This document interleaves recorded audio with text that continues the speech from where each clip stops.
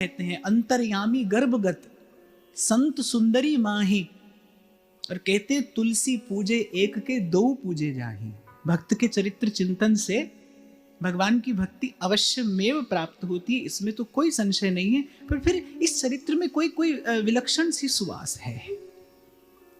कम से कम मुझे ऐसा अनुभव अवश्य हुआ कि कोई विलक्षण सी सुवास है। और जैसा मैंने कहा कि जाने क्यों ये भगवत इच्छा रही होगी, ये भगवान की लीला होगी कि बहुत कम कहा गया। महाराज जी, जब मैंने पहली बार ये चरित्र कहना आरंभ किया तो मुझसे सबने कहा कि आप 3 दिन क्या बोलेंगे। द्रौपदी जी का चरित्र बड़ा अल्प सा कहीं यहाँ वहां प्राप्त होता है, तो आप 3 दिन क्या चर्चा करेंगे। और 3 दिन में चर्चा पूरी हो नहीं पाई, 3 दिन में चर्चा हो नहीं पाई।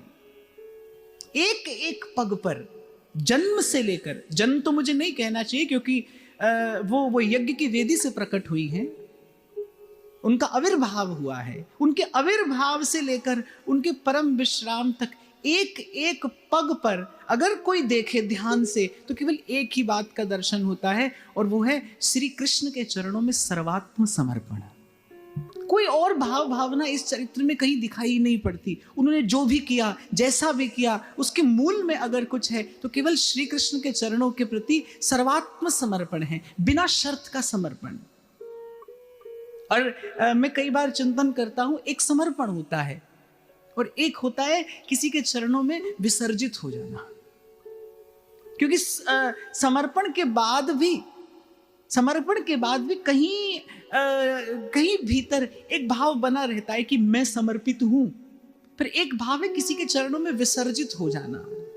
समर्पण करने वाला कहीं रहता ही नहीं। शायद इसीलिए इसी स्थिति का विचार करते हुए देवर्षि नारद भक्ति सूत्र में कहते हैं, कुछ है भाई जो अनिर्वचनीय है, अनुभव रूपम, जिसे कहा नहीं जा सकता, जिसे कहने के लिए वाणी के पास कोई समर्थ नहीं है, शब्दकोश में कोई शब्द नहीं है। द्रौपदी की भाव भावना ऐसी है जो अनिर्वचनीय है। ऐसा अद्भुत समर्पण श्री कृष्ण के प्रति। और मुझे तो लगता है कि ये संसार भाई विषम है। यहां कोई भी आए उसे इसके स्वरूप के अनुसार कष्ट उठाना ही पड़ता है। और भक्त के जीवन में तो विशेषकर प्रभु ऐसी परिस्थितियां देते हैं। क्यों? क्योंकि उसी के पास सामर्थ्य है इन परिस्थितियों से पार चले जाने की। जैसे एक पौधे को फलने फूलने के लिए एक विशेष प्रकार का वातावरण चाहिए ना, ऐसे ही मुझे ऐसा लगता है भक्ति को फलने फूलने के लिए ऐसा ही कोई वातावरण चाहिए। भक्त बिन कौन सहे अपमान, भक्त के बिना किसने प्रतिकूलता सही है, किसने पीड़ा और वेदना को सहकर प्रसन्नता व्यक्त की है। तो पूर्व भी आपसे कह रहा था भाई, भक्त ही है, संत ही है जो दोनों हाथ फैलाकर पीड़ा का आलिंगन करता है, वो स्वीकार करता है, वो अपने द्वार से किसी को नहीं लौटाता।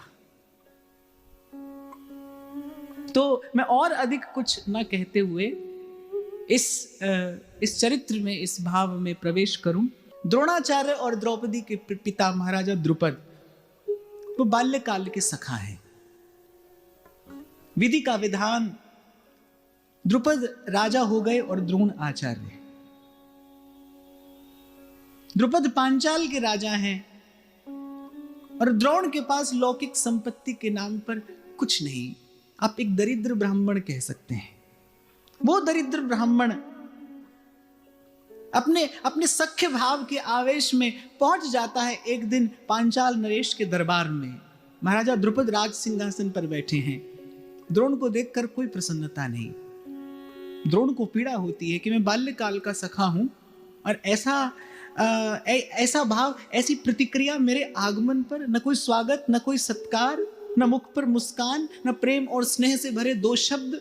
द्रुपद को कहीं पीड़ा हुई, पर लगा कि शायद राज कार्य में भूल ना गए हों। अपना परिचय दिया और वहीं दूर से हाथ उठाकर, एक हाथ में राजदंड है पांचाल नरेश के, महाराज द्रुपद के, और दूसरे हाथ से हाथ उठाकर वहीं रोक दिया कि हाँ मैं जानता हूं, यदि तुम कुछ याचना लेकर आए होते तो मैं तुम्हारी याचना पूर्ण करता, पर तुम तो सख्य के आवेश में आए हो, तुम तो मेरे मित्र बनकर आए हो। इतना भी नहीं जानते दरिद्र ब्राह्मण कि मित्रता समस्कंध वालों में होती है।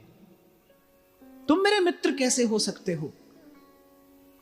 ऐसा अपमान, ऐसा अपमान द्रोण सहन नहीं कर पाए। और मुझे लगता है कभी कभी जीवन का रंग और जीवन की दिशा बदलने वाली कोई ना कोई पीड़ा ही होती है, व्यथा या वेदना ही होती है। द्रोण ने तप किया, वो कुरुकुल के राजगुरु के पद पर, वो कौरवों और पांडवों के शिक्षा गुरु के पद पर अभिषिक्त हुए, धनुर्धारी अर्जुन जैसा उनका शिष्य हुआ। और जब पांडवों ने कहा कि गुरुदेव क्या गुरु दक्षिणा हम आपके चरणों में निवेदन करें, तो द्रोण के मन में वो जो प्रतिशोध की ज्वाला जल रही थी, अवसर आ गया था, समय आ गया था। द्रोण ने अर्जुन से कहा कि मैं द्रुपद से अपने अपमान का बदला लेना चाहता हूं। और अर्जुन के लिए ये बाएं हाथ का खेल था।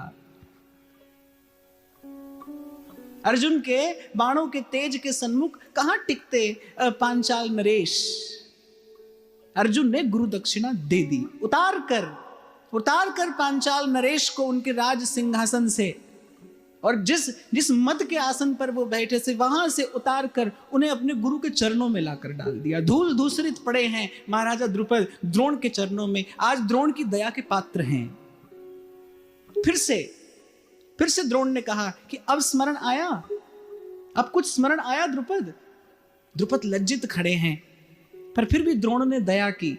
आधा पांचाल का राज्य अपने पास रखा, आधा द्रुपद को दिया और आधा राज्य देकर कहा कि अब तो तुम और मैं समस्कंद हुए, अब मैं भी राजा और तुम भी राजा, अब तो हम मित्र हुए। द्रुपद सह गए, कुछ कहा नहीं और परिस्थिति का विचार करते हुए सह गए। लेकिन क्षात्र तेज बड़ा अद्भुत होता है, अपमान नहीं झेल सकता। एक और बात मैं आपको यहां निवेदन करूं, सज्जन पुरुष तो केवल यश और कीर्ति प्राप्त करने के लिए जीवन धारण करता है। पुराणों में ऐसे प्रसंग अनेक स्थानों पर आते हैं कि किसी का यश और कीर्ति समाप्त हो जाए तो वो कहता है ये मृत्यु से कहीं अधिक बड़ा कष्ट है, ये मृत्यु से भी कहीं अधिक बड़ी पीड़ा है अगर व्यक्ति का सम्मान चला जाए, अगर उसे अपयश प्राप्त हो जाए, उसकी कीर्ति यदि धूमिल हो जाए, तो सज्जन पुरुष सत्पुरुष कहता है भाई अब जीवन धारण करने योग्य नहीं है। महाभारत में भीष्म पितामह ने कहा महाराज युधिष्ठिर से कि सत्पुरुष तो यश और कीर्ति के लिए जीता है। कहने का तात्पर्य यह है कि सत्पुरुष का जीवन तभी जीवन है जब वस्तुतः वो यशस्वी हो, श्रेष्ठ कर्मों से जीवन यापन करे, तभी जीवन है। तो महाराज द्रुपद ये अपमान भूल नहीं पाए। नन्हा सा बालक ध्रुव, नन्हा सा बालक, 5 वर्ष का बालक, और विमाता ने अपमान कर दिया। वो नन्हा सा बालक इस अपमान को सह नहीं पाया। माता ने कहा कि जा बेटा वन में चला जा, और वो बालक भी चल दिया। मूल में क्या था? इस अपमान का प्रतिशोध लेना था।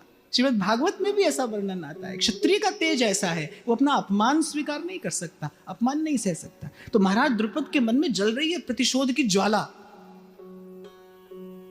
और ये इस घटना का प्रतिशोध लेने के लिए फिर महाराज द्रुपद क्या करते हैं? यज्ञ करते हैं। अनेक विद्वान ब्राह्मणों और ऋषियों को बुलाकर यज्ञ किया गया, और उस यज्ञ की वेदी से पहले धृष्टद्युम्न और उसके बाद उसी यज्ञ की अग्नि शिखा से प्रकट होती हैं याज्ञसेनी। और कहते हैं कि जब प्रागट्य हुआ द्रौपदी का, जब उस यज्ञ की वेदी पर आविर्भूत हुई द्रौपदी, शुभ्र वसन मंडिता, शुभ्र आभरण भूषिता, दीर्घ देह, नील कुंचित केश राशि, समुद्र के गांभीर्य को भी तिरस्कृत कर देने वाले नेत्र, वो विद्युत की सी मुस्कान, कहते हैं वो जो ऋषि ऋत्विज, वो जो यज्ञ के मंत्र उच्चारण कर रहे थे, कह रहे ऋषि पुत्रों का मन भी चलायमान हो गया एक बार द्रौपदी का सौंदर्य देखकर। वो जो जितेंद्रिय महापुरुष, विद्या संपन्न महापुरुष वहां बैठे थे, उनके हृदय में भी क्षोभ उत्पन्न हो गया द्रौपदी का वो दिव्य रूप देखकर।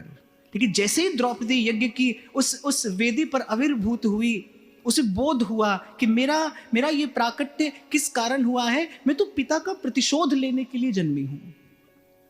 मेरे जीवन का उद्देश्य क्या है? मुझे अपने पिता का प्रतिशोध लेना है। द्रौपदी के मन में, याज्ञसेनी के मन में एक साथ सहस्रों प्रश्न उठने लगे कि जिसके जीवन का उद्देश्य ही प्रतिशोध है, उसके जीवन में सुख शांति कहां से आ सकती है?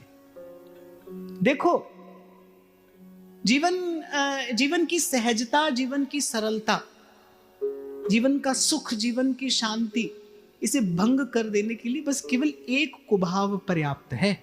एक कुभाव।